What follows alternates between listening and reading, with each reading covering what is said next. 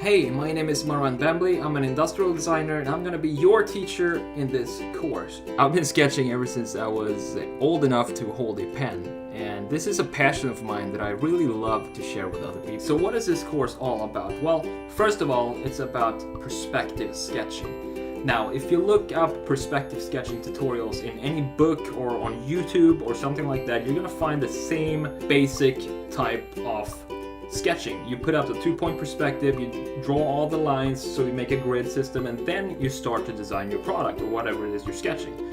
Now, I was looking for an alternative to this years ago, and I came up with something I call cloud sketching. Now, I think this technique is much more fun to sketch than if you put up a grid system, and it's way easier too. It doesn't complicate things. I try to simplify everything in my sketching, and I kind of want to show you how I do that. It might sound crazy right now, but I'm sure, trust me on this, once you get inside the course and you see what it's all about, I'm sure it's going to make sense to you as well. And we're also going to talk about sketcher's block and how to overcome that. Everybody has some block every now and then. We have writers, they have something called writer's block. I like to call, when I have a block, I call it sketcher's block because I sketch. It makes sense.